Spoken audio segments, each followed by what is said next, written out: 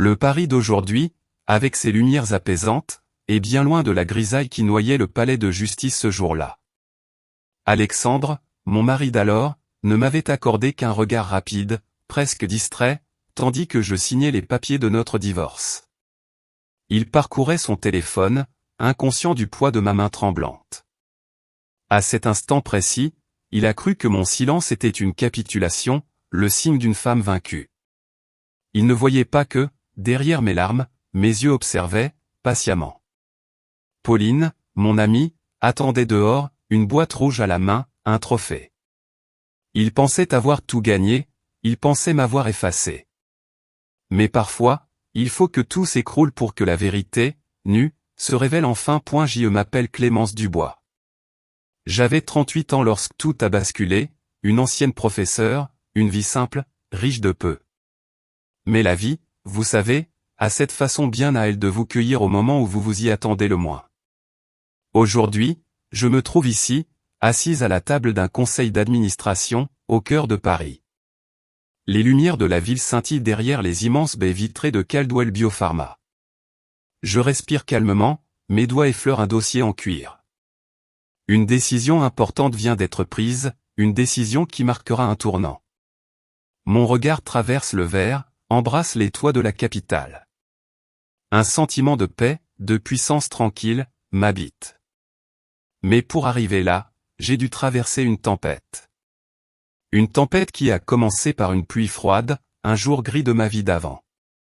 C'était un matin de novembre, la pluie striait les vitres du palais de justice, comme si le ciel lui-même pleurait pour moi.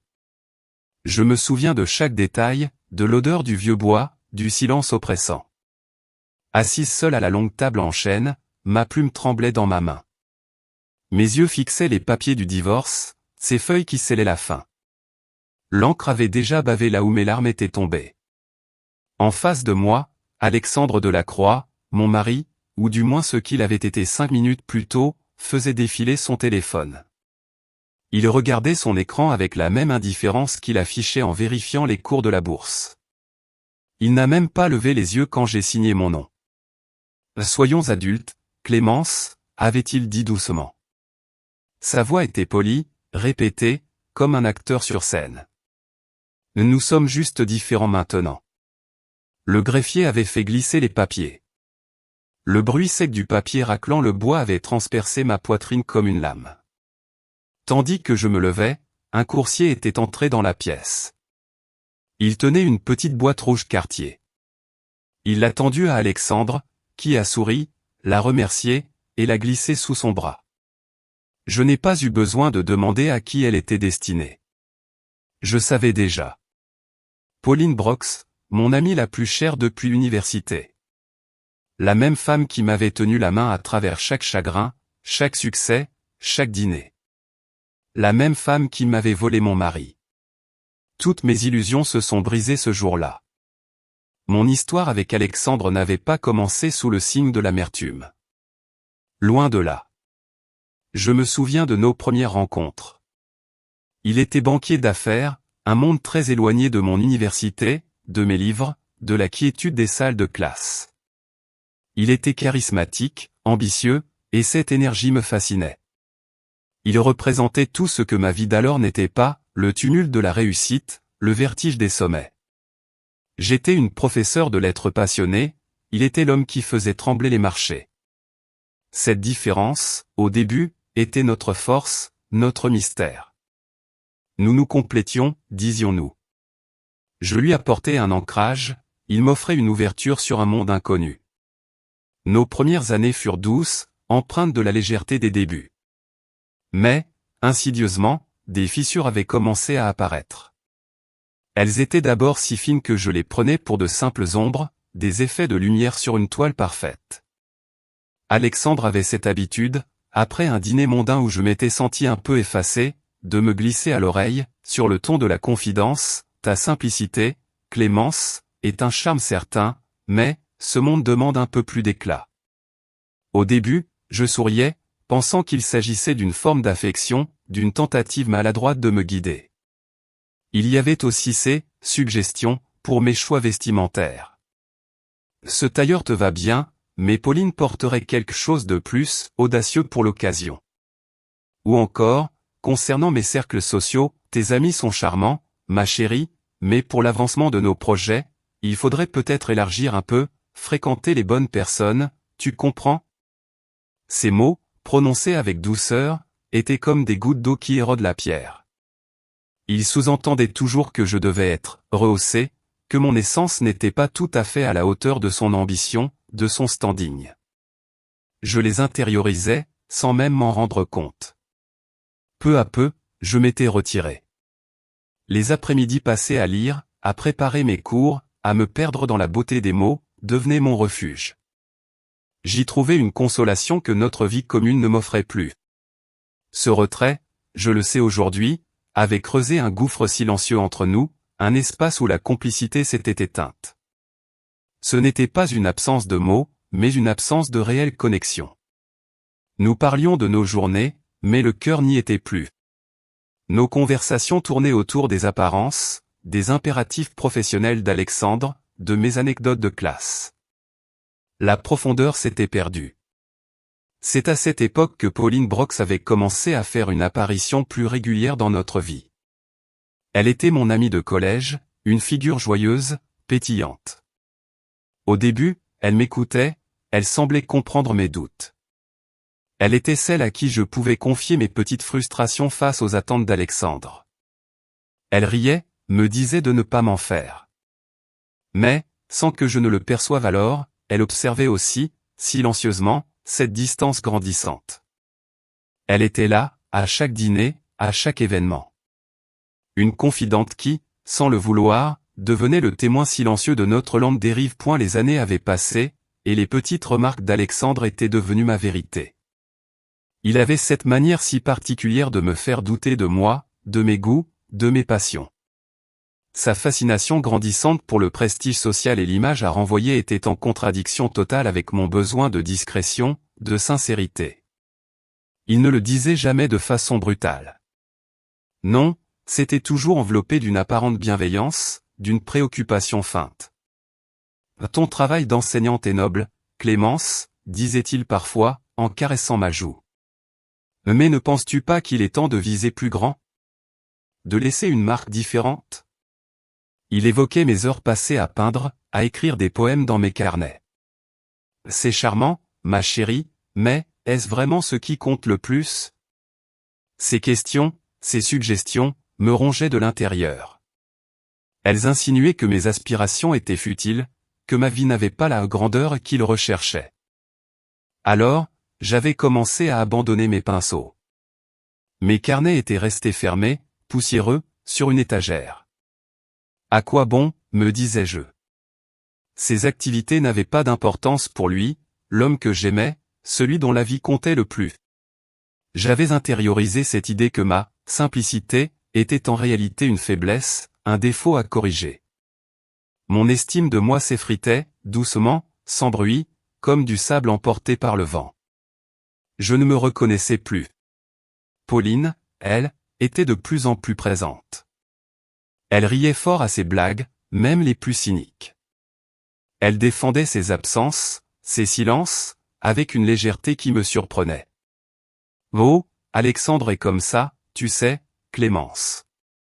Un artiste des affaires. Il a besoin de son espace. Elle me donnait des conseils sur comment pimenter notre couple, des astuces pour plaire à Alexandre, comme si le problème venait de moi, de ma fadeur supposée. Je voyais en elle une alliée, une sorte de pont entre mon monde et le sien. Elle semblait me comprendre, et en même temps, elle renforçait, sans le vouloir, les discours d'Alexandre. Elle validait, par sa présence et ses mots, cette idée que ma vie était un peu trop terne, que je devais changer. C'est à cette époque, un jour de flânerie dans le Marais, que j'avais acheté une petite barboteuse en coton blanc. Elle portait l'inscription « Petit rêveur ». Nous n'avions jamais eu d'enfant, mais l'espoir était là, tapi au fond de mon cœur. Je l'avais pliée soigneusement, rangée dans une petite boîte dans mon placard. C'était un secret, une promesse silencieuse à moi-même, un espoir de famille qui, je le sentais, s'éloignait chaque jour un peu plus de la réalité d'Alexandre. Un espoir que je ne partageais plus avec lui. Le vide entre Alexandre et moi était devenu palpable, un mur invisible, mais solide. Ses retours tardifs à l'appartement étaient la norme. Les raisons qu'il avançait devenaient de plus en plus vagues, ses explications, de plus en plus évasives. Je me souviens de ces soirs où il rentrait, son costume impeccable, le parfum d'une autre femme, non pas capiteux et évident, mais subtil, mêlé au sien. Je l'ignorais. Ou plutôt, je choisissais de l'ignorer, de me convaincre que ce n'était rien, juste l'odeur d'une réunion tardive, d'un dîner d'affaires.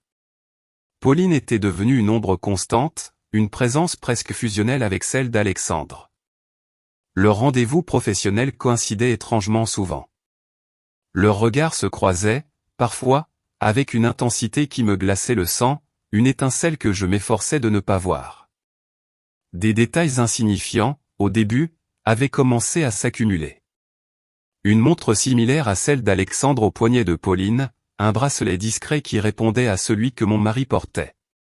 Des blagues, des allusions, qu'ils partageaient entre eux, et dont je ne connaissais pas l'origine. Je me sentais en dehors, étrangère à leur complicité grandissante, mais mon esprit refusait encore d'assembler les pièces du puzzle. J'avais bien essayé de recoller les morceaux, d'allumer de nouveau la flamme qui s'éteignait. J'avais préparé des dîners spéciaux, organisé des week-ends en amoureux, des gestes simples pour raviver ce qui fut. Mais mes efforts se heurtaient à un mur d'indifférence. Ses réponses étaient monotones, ses regards, fuyants. Parfois, même, j'entrevoyais une pointe d'agacement dans ses yeux lorsqu'il fallait, faire semblant, de s'intéresser à mes initiatives. Il préférait son téléphone, ses chiffres, sa nouvelle confidente. Ma lutte intérieure était épuisante. Je voyais les signes, je les sentais au plus profond de mon être, mais une partie de moi refusait de les interpréter. C'était une forme de déni, une protection fragile contre une vérité trop douloureuse.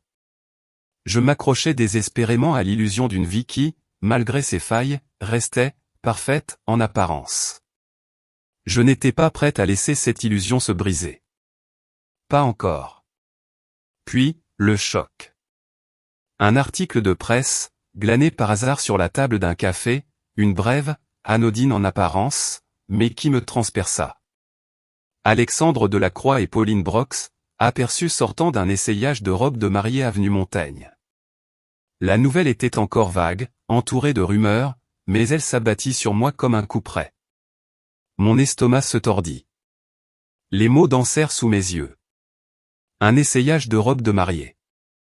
C'était un coup de massue, une douleur insupportable, glaçante. Tout ce que j'avais refusé de voir, de comprendre, prenait soudain un sens effroyable. Le ciel était d'un bleu cru et parfait ce samedi-là, comme si Paris voulait bénir un mensonge. Mais pour moi, c'était une journée grise, orageuse, malgré la lumière aveuglante. Les cloches de l'église résonnaient déjà, annonçant la fin d'une époque. J'étais là, posté de l'autre côté de la rue devant l'hôtel de Crillon, avenue Montaigne, où les portiers en gants blancs accueillaient les invités avec des sourires répétés et des coupes de champagne. Alexandre Delacroix allait épouser Pauline Brox, la femme qui, au collège, me tressait les cheveux et me murmurait « Nous aurons toujours l'une l'autre ». Je n'étais pas venu pour observer la cérémonie, ni pour me repaître de ma douleur. J'étais là pour clore un chapitre, pour mettre un point final, non pas par vengeance, mais par une décision froide, inébranlable. Maître Antoine Lefebvre se tenait à mes côtés dans la voiture, ajustant sa cravate. « Vous êtes sûr de ça ?» m'avait-il demandé, sa voix empreinte d'une légère inquiétude. « Oui », avais-je répondu, ma voix ferme malgré le tremblement intérieur. « Mais nous ne resterons pas longtemps. J'ai un rendez-vous juste après. » Il m'avait regardé, un sourire esquissé. « Bien sûr. » De l'autre côté de la rue, la presse attendait, les appareils photos scintillant au soleil. L'équipe de communication de Pauline avait habilement orchestré l'événement, promettant une « renaissance romantique ». J'avais failli rire. La femme qui m'avait dit un jour « Je ne voudrais jamais de ta vie » voulait désormais mon ex-mari, mon adresse, ma place sous les projecteurs. Quelques minutes plus tard, Pauline était apparue dans l'atrium vitré de l'hôtel, rayonnante dans une robe Dior en dentelle. À ses côtés, Alexandre se tenait droit, suffisant, prêt pour les objectifs. Lorsque les portes s'étaient ouvertes, la foule avait applaudi. Une journaliste à proximité avait murmuré, « Ils sont faits l'un pour l'autre ». J'avais pensé, ils étaient tous deux égoïstes, tous deux vides, tous deux avides. Pourtant, ma poitrine s'était serrée. C'était une chose d'avancer, une autre de regarder votre remplaçante descendre une allée que vous aviez, en quelque sorte, bâtie. Je n'étais pas entré. J'étais resté près du voiturier, attendant une autre rencontre, bien plus importante. Anne Laurent, une journaliste du journal Le Monde en qui j'avais confiance depuis mes années d'enseignement. Anne était arrivée dans un manteau gris, les cheveux attachés, la voix calme. « Vous voulez vraiment parler de ça hors micro » m'avait-elle demandé. « Oui » avais-je dit. Pas d'interview, pas de citation, juste le contexte au cas où il me salirait plus tard. Anne avait hoché la tête. « Compris. Que voulez-vous dire ? » Que chaque silence n'est pas faiblesse, avais-je répondu. Certains d'entre nous reconstruisent en silence. Nous nous étions serrés la main. Pour la première fois ce jour-là, je m'étais senti moi-même. Mesuré, délibéré, ne réagissant plus. La cérémonie s'était terminée. Des applaudissements avaient éclaté alors que Pauline et Alexandre émergeaient sous le soleil, couverts de pétales de rose. Le voile de Pauline avait attrapé la brise, s'envolant de sa tête. Sans réfléchir, j'avais fait un pas en avant, l'avais attrapé avant qu'il ne touche le sol, et le lui avais tendu. Pauline s'était figée en me voyant. « Toutes mes félicitations, Pauline » avais-je dit calmement, lui rendant le voile. « Vous avez tous les deux eu exactement ce que vous vouliez. » Le visage d'Alexandre s'était tordu d'inconfort. « Pourquoi êtes-vous ici ?» J'avais souri faiblement. « Pour m'assurer que je suis vraiment parti. » Les lèvres de Pauline s'étaient entr'ouvertes, mais aucun mot n'était sorti. Les photographes s'étaient tournés, capturant cet échange silencieux. Je n'avais pas scié. Je m'étais retourné, m'éloignant, mes talons claquant sur le marbre comme des points de ponctuation. Dans mon VTC, j'avais expiré ce qui semblait être le premier souffle depuis des mois. J'avais ouvert mon téléphone, non pas pour naviguer, mais pour vérifier un email. Objet, Caldwell Biopharma réunion du conseil. Confirmation. La réunion était prévue pour mardi. J'avais regardé par la fenêtre alors que la ville défilait, les boutiques, les tours de verre, le monde auquel j'avais jadis pensé ne pas appartenir. Peut-être que je n'y appartenais toujours pas, mais j'apprenais à y naviguer. De retour à mon appartement, j'avais placé la tasse, Monsieur et Madame Delacroix, dans une boîte de donation, puis m'étais versé du thé dans une tasse blanche unie. Le simple son de la céramique contre le bois avait résonné comme la paix. Dehors, des sirènes hurlaient quelque part au loin. À l'intérieur, je souriais au calme. Car ce mariage n'était pas ma fin. C'était juste la preuve que j'avais déjà survécu. Et bientôt, le monde se souviendrait du nom de Clémence Dubois. Pas comme une épouse, mais comme une force. J'ai pris mon téléphone, j'ai ouvert l'application de notes, et j'ai tapé un mot, reconstruire. Le matin suivant cette journée si particulière, la ville de Paris m'apparaissait sous un nouveau jour. Non pas que le soleil ait brillé plus fort, mais la lumière intérieure que j'avais trouvée, cette petite flamme reconstruire, changeait tout. Je savais que je ne pouvais plus me cacher, ni fuir ce qui m'attendait. Mon chemin était désormais clair. Ma tante Evelyne avait été la première à me conforter dans cette nouvelle voie. Elle était venue me voir, un matin, avec la même dignité discrète qui la caractérisait. Elle m'avait regardé avec ses yeux perçants, emplis de sagesse. « Clémence » avait-elle dit, sa voix douce mais ferme, « il est temps d'arrêter de te cacher. Ta mère n'aurait pas voulu cela. Il est temps de revendiquer ce qui t'appartient, de vivre la vie qu'elle avait imaginée pour toi. L'héritage de Dubois Patrimoine Capital t'attend. » Ces mots avaient résonné en moi avec une force nouvelle, une injonction que je ne pouvais plus ignorer. J'avais donc pris rendez-vous avec maître Antoine Lefebvre, l'avocat que ma tante m'avait conseillé. Je me souviens de l'atmosphère feutrée de son cabinet, avenue Kléber. Le cuir des fauteuils, le silence respectueux, tout inspirait la confiance. Il m'avait accueilli avec une politesse exquise, ses yeux pétillant d'une intelligence rare. Sur son bureau, un stylo Montblanc, magnifique, reposait à côté de ses notes. Madame Dubois, avait-il commencé, en se levant pour me serrer la main, votre mère aurait été fière que vous soyez ici aujourd'hui. Nous avons beaucoup à discuter. Il avait ensuite fait glisser une enveloppe scellée vers moi, frappée d'un sceau doré, document confidentiel du fonds de Dubois Patrimoine Capital. Ma tante Evelyne, présente elle aussi, avait hoché la tête. Votre mère a mis cela en place avant de mourir, avait-elle expliqué. Elle voulait que vous en ayez le contrôle à 30 ans, pas un jour plus tôt. Le fonds a mûri. J'avais froncé les sourcils. Le contrôle de quoi, maître ? Maître Lefebvre avait ouvert un dossier, révélant des pages et des pages de documents financiers, des organigrammes de propriété, des signatures de personnes dont je n'avais entendu parler qu'en passant. Il m'avait regardé, son visage impassible.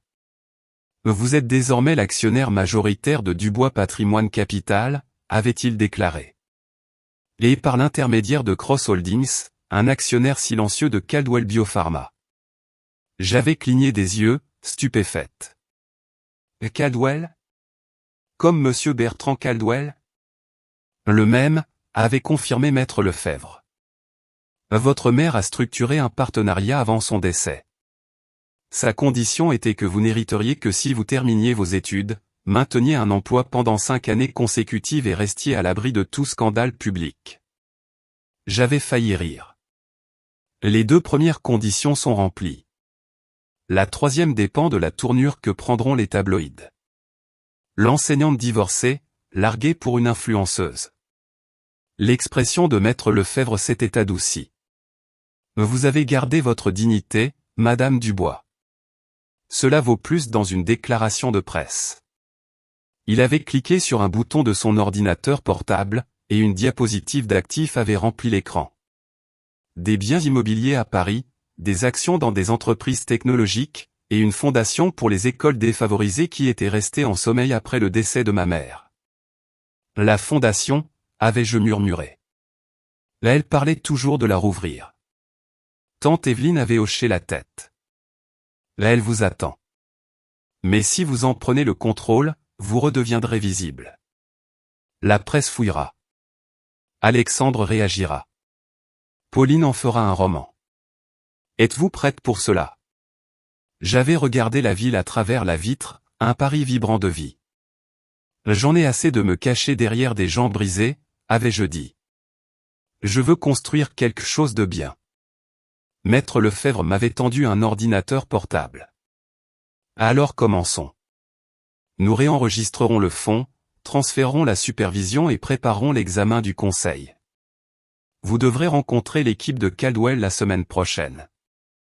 Pendant les 2 heures qui avaient suivi, nous avions travaillé. Le ton d'Evelyne était précis, celui de maître Lefebvre méticuleux, mais j'avais suivi le rythme.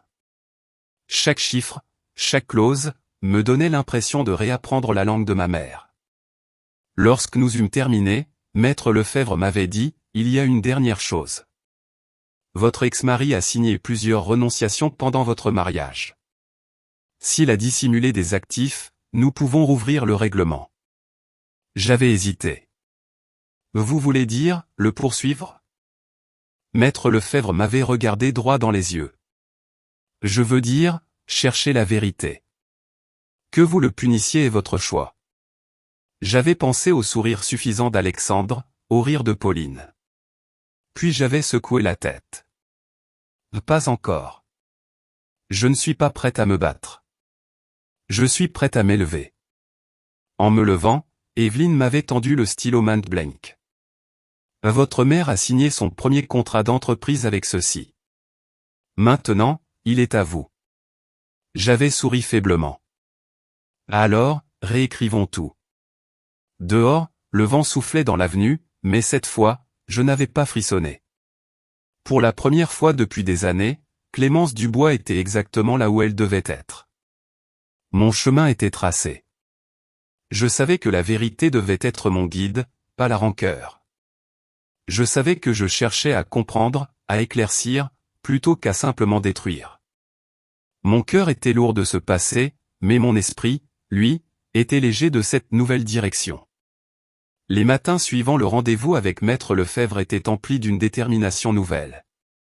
Je savais que l'heure n'était plus à la lamentation, mais à l'action méthodique. Je m'étais plongé corps et âme dans les dossiers que l'avocat m'avait confiés, transformant mon appartement silencieux en un véritable bureau d'enquête. Mon ordinateur portable était devenu mon outil principal, les piles de documents s'accumulant sur ma table de cuisine. Chaque email, chaque facture, chaque vieux SMS que j'avais conservé, était examiné à la loupe. J'avais ressenti un mélange étrange de calme et de concentration. Les chiffres, autrefois si intimidants, se révélaient être une langue que j'apprenais enfin à déchiffrer, une langue qui me donnait, pour la première fois, un véritable pouvoir. Je retraçais chaque euro, chaque transaction suspecte. Il fallait du temps, de la patience, une attention quasi obsessionnelle aux détails. Je passais de longues heures, souvent jusqu'au milieu de la nuit, à relier les points, à démêler les chevaux de mensonges. Pour la première fois, je réalisais à quel point je m'étais sous-estimé. Les chiffres m'avaient toujours effrayé, mais maintenant, ils étaient mes alliés. Ils me racontaient une histoire que je n'avais jamais voulu entendre. Puis, je l'ai trouvée. C'était un matin, alors que la ville dormait encore. Un transfert libellé, Concierge Fund Holdings LLC. Le nom semblait anodin, inoffensif. Mais le grand livre racontait une autre histoire, une histoire bien plus sombre. Ce n'était pas une entreprise légitime. C'était un compte écran, un subterfuge qu'Alexandre utilisait pour dissimuler ses pertes de jeu et ses dépenses de luxe effrénées. Mon téléphone avait vibré. C'était Maître Lefebvre. « Vous avez trouvé quelque chose ?» « Assez, avais-je répondu, ma voix stable malgré la découverte. « Assez pour prouver qu'il a menti pendant des années. »« Alors, il est temps de discuter des options, » avait-il répliqué. « Nous pouvons demander la réouverture du règlement de divorce, mais une fois que vous ferez le premier pas, ce sera la guerre. » J'avais pris une grande inspiration. « Pas la guerre, avais-je dit calmement. La responsabilité. » À midi, j'étais assise en face de Maître Lefebvre dans son bureau avenue Kléber. Le même stylo Mont Blanc reposait entre nous. Un jeune collaborateur était entré, portant une pile de dossiers. « Ce sont tous les comptes liés à Alexandre Delacroix, » avait-il dit. « C'est pire que ce que nous pensions. » Maître Lefebvre avait hoché la tête, son expression grave. « Il a falsifié votre signature sur 2 transferts, tous 2 liés aux fonds matrimoniaux.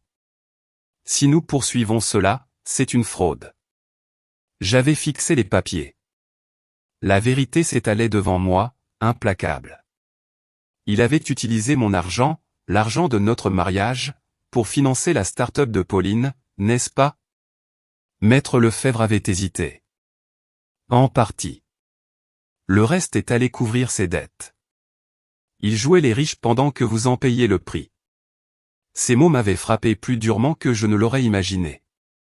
Je m'étais revu, ces soirs où je restais tard à l'école, achetant des fournitures pour mes élèves avec mon propre salaire, tandis qu'Alexandre portait des costumes sur mesure et conduisait une Mercedes louée qu'il disait être un avantage de sa promotion. La trahison n'était pas seulement émotionnelle, elle était systémique. C'était une exploitation calculée, une vie bâtie sur mes économies, mon travail, ma confiance. Je ne veux pas me venger, avais-je dit finalement, la voix imprégnée d'une nouvelle force. Je veux la vérité par écrit. Maître Lefebvre m'avait regardé, visiblement impressionné. Alors, nous le ferons correctement. En silence. Cet après-midi-là, je suis rentré chez moi et j'ai continué à organiser mes propres dossiers, emails, reçus, vieux SMS. J'utilisais mon ordinateur portable comme une détective, traçant chaque euro, chaque mensonge. Pour la première fois, j'ai réalisé à quel point je m'étais sous-estimé. Les chiffres m'avaient toujours effrayé, mais maintenant, il me donnait du pouvoir. Quand le soleil a plongé sous la ligne d'horizon parisienne, j'ai sorti la boîte rouge Cartier qui trônait encore sur ma commode. Le bracelet à l'intérieur avait été un cadeau d'Alexandre. Je l'ai ouverte, je l'ai fixée un long moment, puis je l'ai placée dans une enveloppe libellée, fonds de démarrage bourse d'études. Ma tante Evelyne était passée ce soir-là, me regardant sceller l'enveloppe. Ce bracelet devait coûter une fortune, avait-elle dit. Oui, avais-je répondu. Mais ma dignité aussi. Je préfère investir dans quelque chose qui prend de la valeur. Evelyne avait souri, une lueur de fierté dans ses yeux calmes. Votre mère aurait dit la même chose.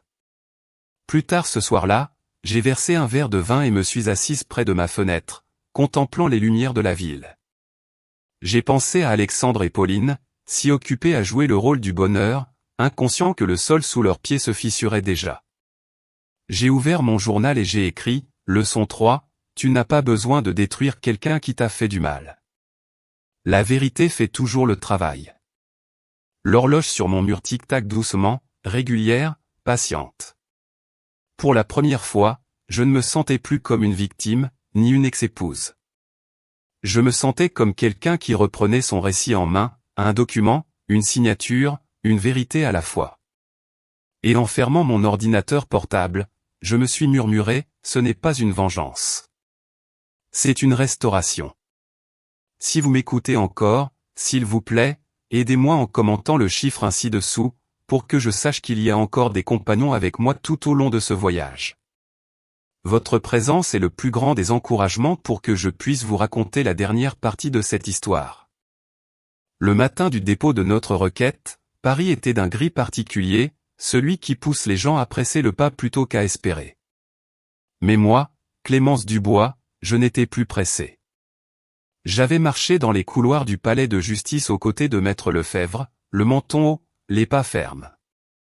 Pour la première fois, j'étais là, non pas en tant qu'épouse ou victime, mais en tant que demanderesse. Ce jour-là, nous avons déposé notre dossier. Maître Lefebvre m'avait tendu la pétition finale, estampillée proprement en haut, requête en réouverture du règlement de divorce pour dissimulation frauduleuse d'actifs. J'avais lu attentivement avant de signer.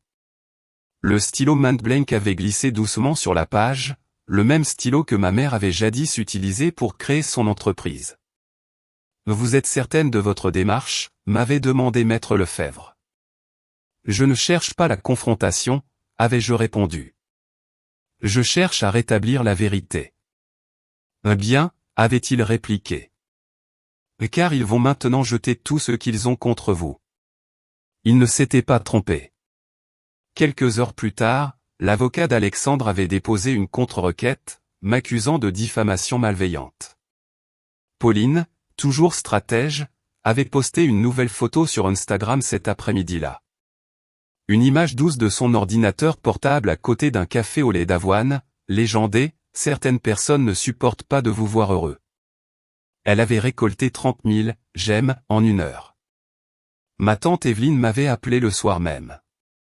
Vous avez déclenché une tempête, ma chère, avait-elle dit doucement. Comment vous sentez-vous? J'avais regardé mon reflet dans la vitre, Paris scintillant derrière moi. Comme si j'avais enfin respiré, avais-je répondu. Pourtant, les attaques avaient été rapides. L'équipe de communication d'Alexandre avait fait fuiter une histoire dans les tabloïds français, affirmant que j'utilisais l'argent de mon héritage pour me venger. En ligne, les gens débattaient. Étais-je une ex-femme amère ou un génie silencieux? J'avais ignoré tous les titres, tous les commentaires. Au lieu de cela, j'avais travaillé. Maître Lefebvre avait réuni une équipe de jury comptable pour retracer les comptes cachés. J'avais passé de longues heures dans son bureau, soulignant des documents, recoupant des dates. Lorsque l'épuisement me gagnait, je prenais un café à l'angle de la rue et continuais. Je n'étais plus alimenté par la rage. J'étais alimenté par un sens du devoir. Un soir tard, Maître Lefebvre m'avait trouvé endormi à la table, entouré de piles de papier. « Rentrez chez vous », avait-il dit, me touchant légèrement l'épaule. « Vous en avez fait assez pour aujourd'hui. » J'avais ouvert les yeux. Je me reposerai quand la vérité le fera. Il avait souri faiblement. Votre mère aurait dit la même chose. À la fin de la semaine, nous avions déposé la requête complète.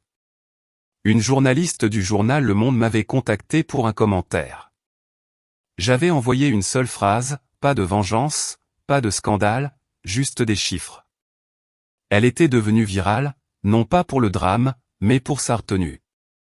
Des femmes à travers Paris avaient commencé à la citer, utilisant mes mots sous des publications sur l'indépendance financière et la dignité. Pour une fois, je n'étais pas pitoyé, j'étais respecté. Pendant ce temps, Alexandre avait commencé à vaciller. Son cabinet l'avait retiré d'une importante présentation client après que des investisseurs eurent signalé les allégations de fraude. Les sponsors de Pauline devenaient nerveux. Pourtant, ils avaient redoublé d'efforts, postant des photos de couples riant bruyamment lors de dîners de charité. Tout semblait être une performance, et Internet l'avait remarqué. Monsieur Bertrand Caldwell m'avait appelé un soir après avoir lu l'article. « Vous avez trouvé votre voie », avait-il dit. « Maintenant, utilisez-la avec prudence. Le pouvoir et le contrôle sont cousins. Vous avez besoin de l'un, mais ne les confondez jamais. » J'avais hoché la tête, le cœur stable. Je comprenais. Le lendemain matin, j'avais ouvert mon ordinateur portable et commencé à rédiger mon prochain projet, l'initiative des Boursiers du Bois, un programme de financement de l'éducation artistique dans les écoles publiques. C'était à la fois un projet d'entreprise et une forme de guérison. J'avais même esquissé le logo moi-même, une feuille unique qui pousse à l'intérieur d'un cadre. Quand Maître Lefebvre était passé plus tard, il m'avait trouvé en train de dessiner tranquillement. « Vous savez, » avait-il dit. « La plupart des gens dans votre situation voudraient juste le détruire. » « Je ne suis pas la plupart des gens, » avais-je répliqué, souriant faiblement. « Je veux reconstruire quelque chose de meilleur. » Dehors, la neige commençait à tomber sur la ligne d'horizon, douce et lente. Et quelque part entre ces flocons et le doux bourdonnement de mon ordinateur portable, j'ai réalisé que je ne me battais plus pour me venger. Je me battais pour la paix. Et cela me rendait invincible. C'était un dimanche matin paisible quand le passé avait frappé à ma porte. Littéralement. J'étais en train d'organiser des dossiers à ma table de cuisine quand mon téléphone s'était allumé, affichant un numéro inconnu. Un instant, j'avais songé à l'ignorer, mais quelque chose au fond de moi me disait de répondre. Madame Dubois. La voix à l'autre bout tremblait, âgée, mais polie. C'est Patricia Brox, la mère de Pauline. Je m'étais figé. Je n'avais pas entendu ce nom depuis des années. Pas depuis l'époque où Pauline apportait les biscuits faits maison de sa mère lors de nos sessions d'études à l'université. Madame Brox, avais-je dit lentement. Cela fait longtemps. Je sais, avait soupiré Patricia. Je n'appellerai pas si ce n'était pas important. Pourrions-nous nous rencontrer?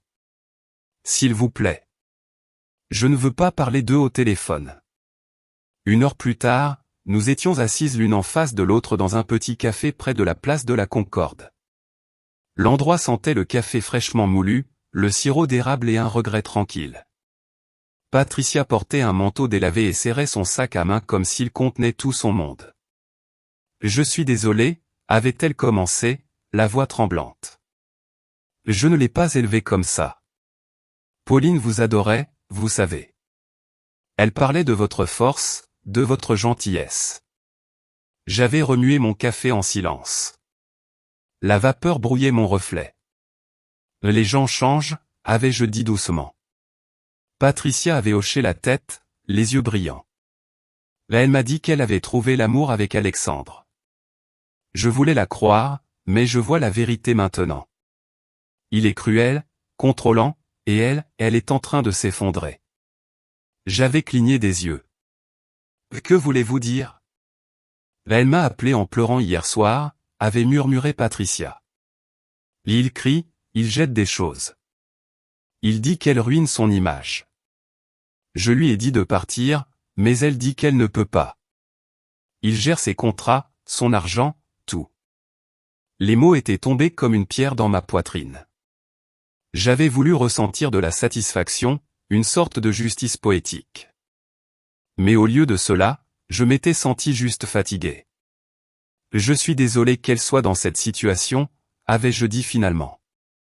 Patricia avait tendu la main sur la table, désespérée. Je sais qu'elle vous a fait du mal.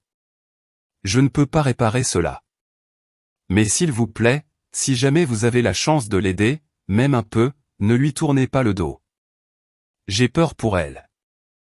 J'avais hésité. Les mains de cette femme tremblaient, ses yeux imploraient. Je ne peux pas promettre de la sauver, avais-je dit doucement. Mais je veillerai à ce que la vérité se sauve elle-même. Nous avions parlé un peu plus longtemps, de vieux souvenirs, de la façon dont la célébrité avait changé Pauline, de la façon dont l'argent faisait faire de terribles choses aux bonnes personnes. Quand l'addition était arrivée, j'avais insisté pour payer. Dehors, le vent de la Seine était glacial. Patricia avait serré son manteau plus fort. « Votre mère serait fière de vous », avait-elle dit. « Non pas parce que vous êtes riche, mais parce que vous êtes restée humaine. » J'avais souri faiblement. C'est l'objectif. En voyant Patricia disparaître dans la foule du métro, j'avais ressenti quelque chose que je n'avais pas ressenti depuis longtemps. Une compassion sans faiblesse. Le soleil du matin inondait les hautes fenêtres de la tour Montparnasse, transformant tout en verre et en or. Je me tenais dans le hall de marbre, le cœur battant sous ma robe marine. Aujourd'hui, il ne s'agissait pas de vengeance. Il s'agissait de me prouver à moi-même, au conseil d'administration, à l'héritage de ma mère, que j'avais ma place dans la pièce où résidait le pouvoir.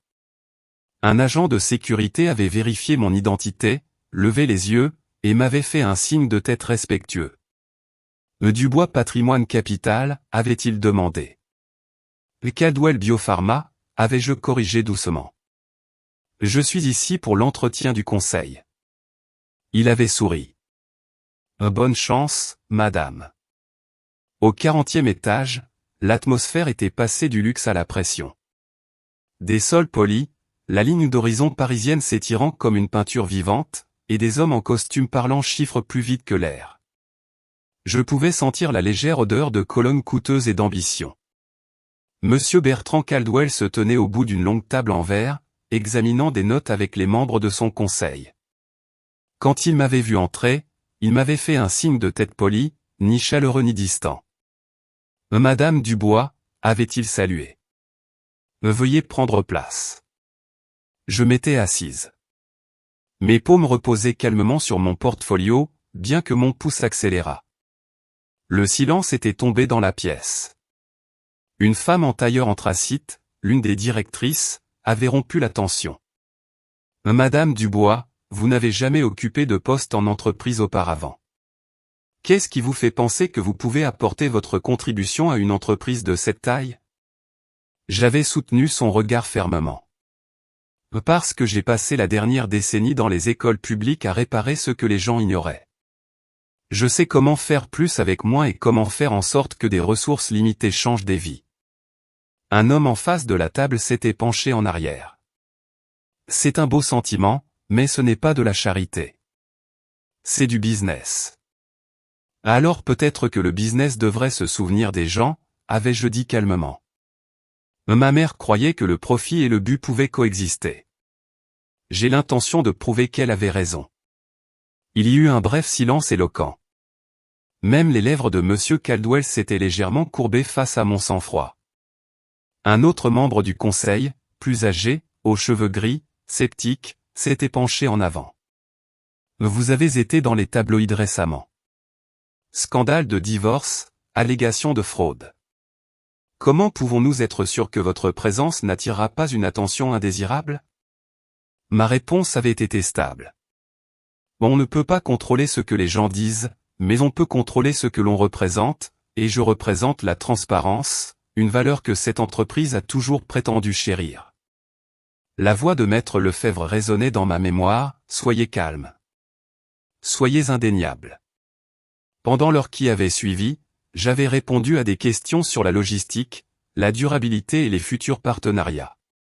Mes réponses n'étaient pas tape à accent grave-l'œil. Elles étaient claires, informé et sincère.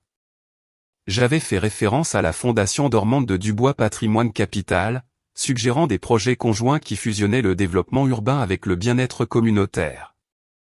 Si nous investissons dans les gens, nos chiffres augmenteront de toute façon, avais-je dit.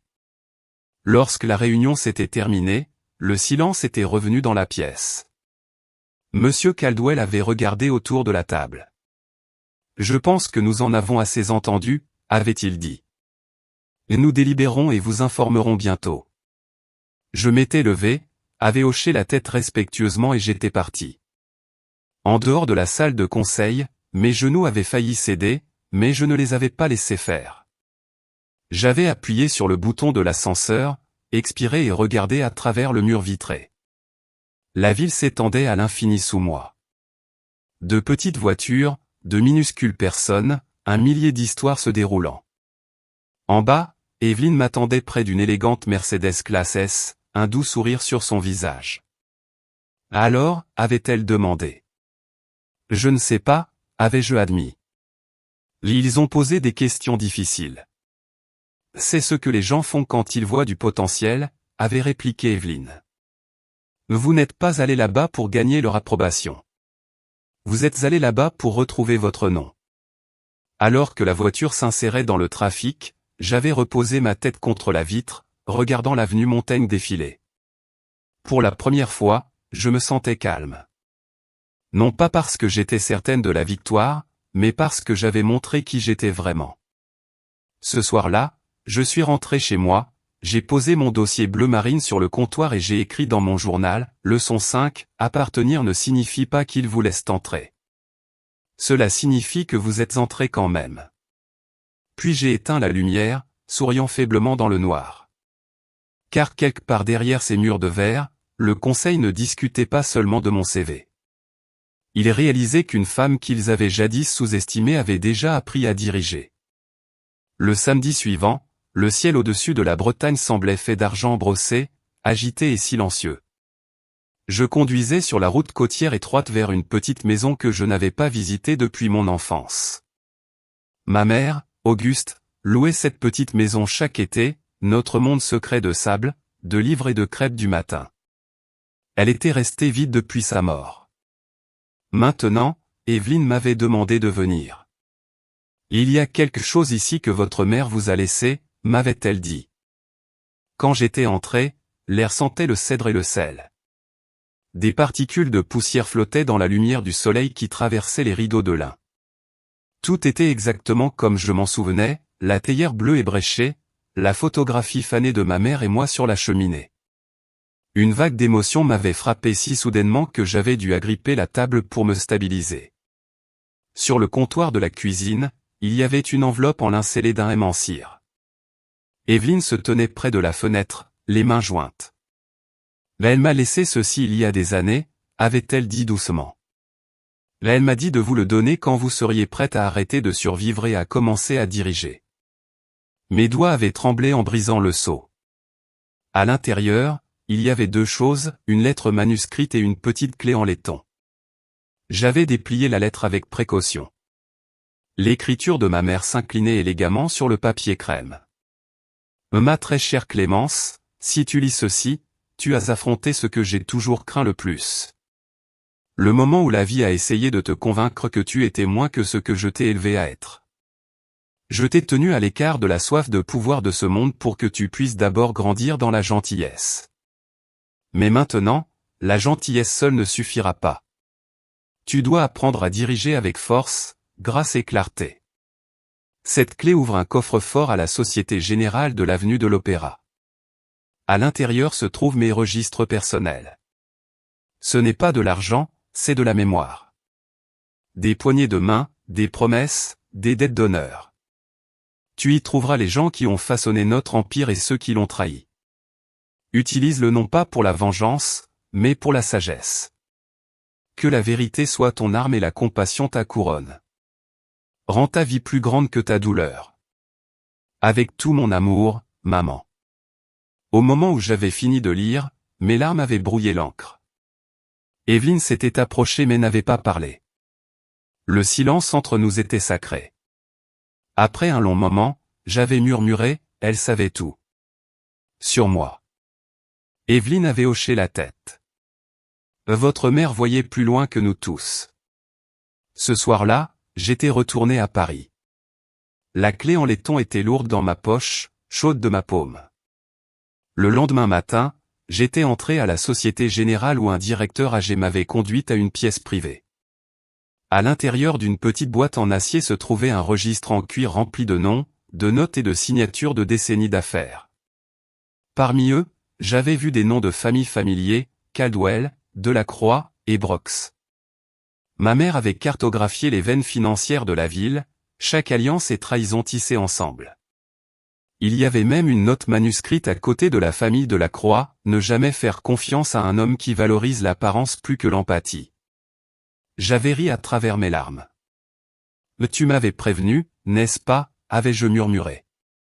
Ce soir-là, j'avais rencontré Maître Lefebvre à son bureau. Nous nous étions penchés sur le registre comme des archéologues. Certains des noms appartenaient à des personnes puissantes qui façonnaient encore la ligne d'horizon de Paris. Maître Lefebvre avait levé les yeux des pages. Ce n'est pas du matériel de chantage. C'est un levier bâti sur la vérité. Avec cela, vous pourriez réinitialiser le conseil. J'avais hoché la tête lentement. Nous ne menaçons pas, avais-je dit. Nous proposons. Maître Lefebvre avait souri. Votre mère approuverait. De retour à la maison, j'avais allumé un petit feu dans la cheminée de mon appartement et j'avais posé la lettre de ma mère sur la cheminée. Les flammes dansantes dansaient sur les fenêtres, reflétant la ligne d'horizon que je comprenais maintenant être mienne à façonner. Parce qu'entre le chagrin et le pouvoir, Clémence Dubois avait cessé d'être la femme qu'ils avaient brisée, et était devenue la femme que sa mère avait toujours su qu'elle serait. L'audience finale s'est déroulée un lumineux matin d'avril. La lumière du soleil se déversait à travers les fenêtres du palais de justice, comme une absolution tranquille. Pour une fois, je n'ai ressenti aucune appréhension en franchissant ces hautes portes de verre. Je n'entrais plus sur un champ de bataille. J'entrais dans la résolution. La salle d'audience bourdonnait de murmures discrets, les journalistes remplissant les bancs arrière. Les caméras n'étaient pas autorisées à l'intérieur, mais la curiosité du public flottait lourdement dans l'air. Alexandre Delacroix était assis à la table de la défense, pas étiré. L'arrogance qu'il avait autrefois définie avait disparu, remplacée par quelque chose de vide. Son costume semblait emprunté. Ses mains tremblaient alors qu'il feuilletait des papiers qu'il ne comprenait pas. Je me tenais en face de lui, posé et inébranlable. Maître Antoine Lefebvre se tenait à mes côtés, calme comme toujours. Lorsque la juge est entrée, tout le monde s'est levé. Le bruit des chaises raclant le carrelage a résonné comme un tonnerre. « Veuillez vous asseoir », a dit la juge, ouvrant le dossier. L'affaire numéro 42113, Dubois contre Delacroix. Les débats ont commencé. Maître Lefebvre a présenté l'accord de règlement finalisé, le résumant en mots clairs et mesurés. À votre honneur, les deux parties sont parvenues à un accord. Monsieur Delacroix admet le détournement de fonds matrimoniaux et accepte une restitution intégrale. Il a accepté de suivre une thérapie comportementale et de publier une déclaration publique reconnaissant sa faute. La juge a hoché la tête. Puis, moi, la demanderesse Clémence, je me suis levé. Ma voix était douce mais assurée. J'accepte les termes, votre honneur. Mon objectif n'a jamais été la punition. C'était la vérité. La juge m'a regardé longuement. Vous avez fait preuve d'une retenue remarquable, Madame Dubois. La Cour salue votre professionnalisme. Merci, ai-je dit simplement et me suis assise. De l'autre côté de la salle, Alexandre a finalement parlé, la voix rauque. Votre honneur, je tiens juste à dire que je suis désolé envers Madame Dubois, envers mon cabinet, envers tous ceux que j'ai blessés. J'ai perdu de vue ce qui était important. Je n'ai pas détourné le regard, mais je n'ai pas non plus adouci mon expression. J'ai hoché la tête une fois. Un signe de reconnaissance, pas d'absolution. La juge a signé les papiers, sa plume traçant le point final sur des années de douleur. Sur ce, a-t-elle dit, cette affaire est close. Le règlement est enregistré et contraignant. Un silence a suivi, presque sacré. Ce n'était pas une ovation. Ce n'était pas un triomphe. C'était une libération. Lorsque nous sommes sortis, les caméras ont de nouveau crépité, mais cette fois, je ne me suis pas caché. Des journalistes criaient des questions. Des micros me tendaient. Je n'ai marqué un temps d'arrêt qu'une seule fois, parlant clairement dans le bruit. Il n'y a pas de gagnant dans des histoires comme celle-ci, ai-je dit. Seulement des leçons, et j'ai appris les miennes. Puis je me suis retourné et je me suis éloigné, laissant le chaos derrière moi. Evelyne m'attendait sur les marches du palais de justice, son manteau noir scintillant au soleil. C'est fini, a-t-elle dit doucement. C'est enfin fini, ai-je répondu. Nous avons marché vers une voiture qui nous attendait, le bruit de la foule s'estompant à chaque pas.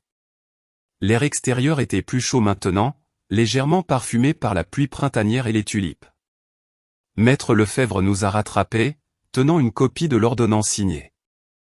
Vous avez géré cela mieux que quiconque je n'ai jamais représenté, a-t-il dit. J'ai souri faiblement. Je ne me battais pas contre lui, maître. Je me libérais. Plus tard cet après-midi-là, je suis retourné à mon bureau. La pendule citizen sur le mur tic-tac régulièrement, chaque seconde m'éloignant davantage de la femme que j'étais. Sur mon bureau se trouvait une pile de lettres de remerciements d'enseignants et d'élèves bénéficiant du fonds des boursiers du bois. J'en ai pris une au hasard. Un dessin d'enfant d'un jardin sur un toit, des vignes vertes grimpant sur des tours de papier. En dessous, d'une écriture hésitante, « Merci de nous avoir donné un endroit pour rêver ». Des larmes ont rempli mes yeux. Des larmes silencieuses et reconnaissantes.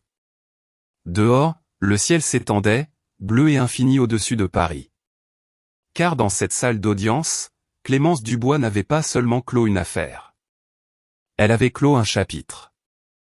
Et tandis que l'encre séchait, j'ai réalisé que la liberté ne vient pas de la victoire dans les batailles, mais de la décision finale de déposer l'épée. La ville avait recommencé à fleurir. Le printemps enveloppait Paris de doux vert, et pour la première fois depuis des années, l'air était facile à respirer. Je me tenais sur le toit d'une école publique à Montmartre, le visage caressé par le soleil, mes cheveux au vent. Autour de moi, des enfants s'agenouillaient à côté de jardinières lumineuses, riant en pressant des graines de basilic dans la terre. C'était le site pilote de l'initiative des boursiers du bois, le premier de nombreux jardins sur les toits dont je rêvais. L'endroit sentait la terre et les nouveaux départs. Madame Dubois a appelé un garçon, brandissant un petit pot. Celui-ci va pousser? Je me suis agenouillé à côté de lui, ma chemise blanche tachée de terre, et j'ai souri. Si tu en prends soin, oui. Tout pousse quand quelqu'un y croit assez longtemps. Le garçon a hoché la tête solennellement, puis a souri. Comme vous avez cru en nous? Mon cœur s'est adouci. Exactement comme ça. Le son des rires, l'éclat du soleil sur le toit métallique. C'était la musique du renouveau. Monsieur Bertrand Caldwell est arrivé discrètement, portant une boîte de plateaux de semis. Il m'a regardé un instant avant de parler. On a du mal à vous trouver ces jours-ci, a-t-il dit avec un demi-sourire. J'ai dû soudoyer votre assistante avec du café juste pour avoir votre emploi du temps. J'ai ri doucement, brossant la terre de mes mains. J'ai été occupé à planter plus que des papiers. Il a posé la boîte à côté de moi. J'ai lu le communiqué de presse. Vous ne vous y êtes pas mentionné une seule fois. Je n'avais pas besoin de le faire, ai-je dit. Cela n'a jamais été censé être à propos de moi. Monsieur Caldwell s'est appuyé contre la balustrade, contemplant la ligne d'horizon. Votre mère aurait adoré ça. J'ai suivi son regard. Les gratte-ciel scintillaient comme des gardiens au-dessus de la ville qui m'avait brisée et refaite. Elle m'a appris que le succès n'est pas ce que l'on possède, ai-je dit doucement. C'est ce que l'on laisse derrière soi qui continue de grandir. Il a hoché la tête, une admiration tranquille dans ses yeux. Vous avez construit quelque chose de durable, Clémence. Pas seulement en affaires, mais en vous-même. J'ai souri faiblement. Je suis toujours en construction. Une enseignante à proximité a pris une photo spontanée de moi agenouillé avec les enfants. L'image deviendrait plus tard virale, non pas parce que j'étais célèbre, mais parce qu'elle semblait réelle. Pas de maquillage, pas de robe de luxe, juste une femme qui avait échangé les salles de conseil contre la lumière du soleil. Alors que les enfants couraient se laver les mains, Monsieur Caldwell s'est tourné vers moi. Alors, quelle est la prochaine étape pour le fond du bois? L'expansion, ai-je dit, ma voix calme mais certaine. 5 toits de plus d'ici l'année prochaine. Ensuite, un programme de bourse d'études. Peut-être même un programme de mentorat pour les jeunes filles qui pensent être trop petites pour compter. Il a souri. Vous pensez prendre un jour de congé?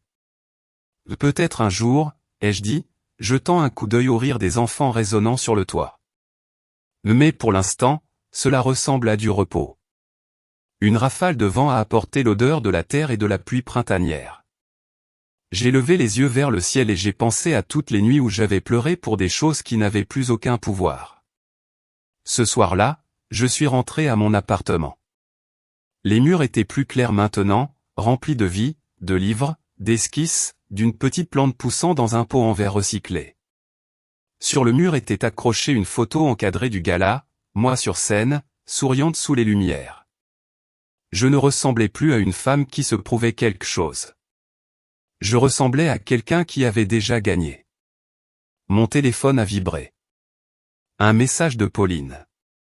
J'ai commencé une thérapie. Merci pour tout. J'ai souri et j'ai simplement répondu, de rien. Continue de grandir. J'ai fermé mon téléphone, versé du thé et regardé le dernier rayon de soleil s'estomper derrière la ligne d'horizon parisienne. La ville était plus calme maintenant. Moi aussi. Parce que Clémence Dubois n'était pas revenue pour prouver qu'elle avait survécu. Elle était revenue pour montrer que la survie pouvait s'épanouir en quelque chose de beau. Et ce faisant, elle était enfin devenue ce qu'elle était toujours censée être. Non pas un symbole de vengeance, mais de renaissance. C'était presque le soir, cette heure bleue qui s'étire comme un soupir sur le jardin des Tuileries, où les lumières de la ville s'allument une par une. Depuis la fenêtre de mon appartement, bien au-dessus du bruit, je regardais Paris s'adoucir sous le crépuscule. La ligne d'horizon, jadis un champ de bataille d'ambition et de trahison, ressemblait maintenant à quelque chose de paisiblement acquis. L'affaire judiciaire était close depuis longtemps, le fond était florissant, et la presse était enfin passée à autre chose. Ce qui restait était un calme honnête. Mon appartement reflétait cette paix. Pas de chaos de designer, pas de rappel de mon ancienne vie, juste de la chaleur. Un canapé gris doux, une table en bois parsemée de croquis d'enfants des Boursiers du Bois, et une simple clé en laiton accrochée près de la fenêtre, celle que ma mère avait laissée dans l'enveloppe en Bretagne. La bouilloire a sifflé. Je me suis versé du thé, l'odeur de camomille se mêlant au doux bourdonnement de la ville en contrebas. Sur l'étagère, la lettre de ma mère encadrée trônait à côté du livre de poche que j'avais acheté près du palais de justice, Femme qui court avec les loups. Mon téléphone a vibré. Un SMS de Pauline. J'ai eu mon premier client aujourd'hui. Un petit café veut que je dessine leur marque. Rien de fantaisiste, mais ça fait du bien. J'ai souri. Fier de toi. Continue de construire quelque chose de réel. Ensuite, un message de Monsieur Bertrand Caldwell. Le Conseil veut étendre le programme des toits à l'échelle nationale. Vous devrez venir à Paris bientôt. J'ai tapé en retour, faisons-le. Mais j'entrerai dans cette réunion avec de la terre sur les mains, pas des diamants. Il a répondu par un seul mot. Parfait. J'ai ri doucement pour moi-même, le son doux et sans retenue. Dehors, les lumières de l'hôtel de ville scintillaient à travers le parc, le même endroit où Alexandre s'était effondré et où j'avais trouvé ma force. Je ne le haïssais plus. Je ne l'aimais plus non plus. Il faisait simplement partie de l'histoire qui m'avait mené ici. D'après ce que j'avais entendu, il travaillait tranquillement maintenant, plus dans la finance, faisant du travail de proximité pour les programmes que je finançais. Ce n'était pas la rédemption, pas encore. Mais c'était un début. Je me suis dirigé vers le petit balcon. L'air était vif, portant des notes de jasmin des jardins sur les toits en dessous. Je me suis appuyé sur la balustrade, les yeux fixés sur la ligne d'horizon. Quelque part, un piano jouait depuis une fenêtre ouverte, une mélodie douce et familière qui me faisait mal au cœur d'une bonne manière.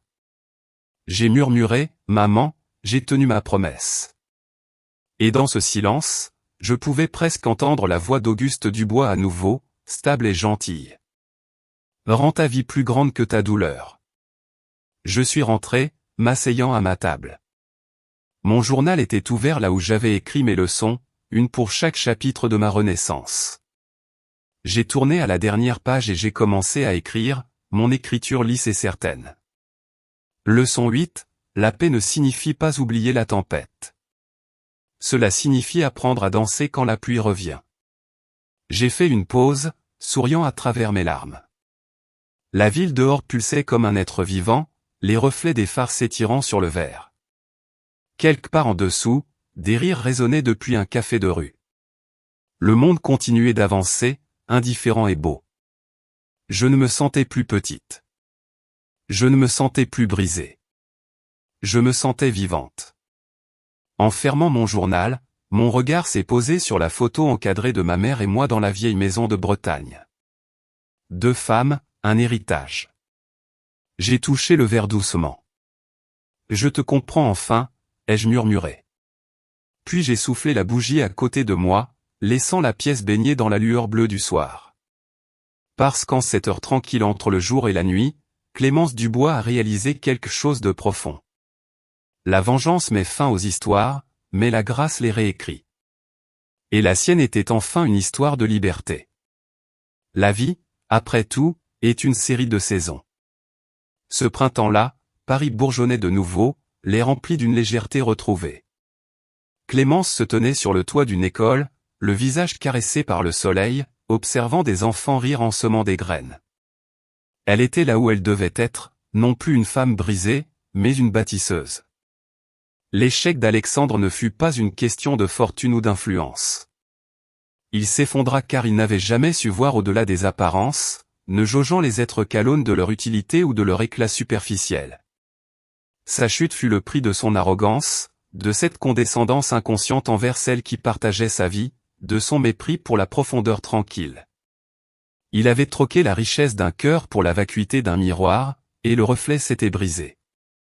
Mais la trahison d'Alexandre n'était pas le reflet d'une quelconque faiblesse chez Clémence, mais bien le symptôme d'une insécurité profonde en lui-même. Son ego, aussi fragile que sa fortune était ostentatoire, ne supportait pas l'idée d'une femme complète, sereine, n'ayant nul besoin de son approbation pour exister. Il lui fallait un miroir, une muse, quelqu'un à sauver, ou à façonner, pour se sentir indispensable. Face à la force tranquille et à l'autonomie de Clémence, son propre besoin de pouvoir s'était manifesté par la destruction. La victoire de Clémence ne résida pas dans la rétribution, ni dans l'humiliation publique de ceux qui l'avaient blessée. Elle fut une victoire de la dignité, celle de s'éloigner sans un mot d'explication superflu, sans l'amertume des reproches. Sa véritable grandeur fut de ne jamais laisser la haine dicter ses choix, de rester fidèle à ses valeurs profondes, et de choisir la reconstruction de soi plutôt que la démolition de l'autre. Le silence, parfois, est la réponse la plus éloquente, et la paix intérieure, la plus noble des revanches. Le destin, après tout, n'est pas ce qui nous arrive, mais ce que nous en faisons. Et vous, quelle force silencieuse sommeille en vous, prête à réécrire votre propre histoire? Cette histoire est fictive, et les actions présentées ne doivent pas être reproduites dans la vie réelle, regardez-la comme une réflexion sur les relations humaines.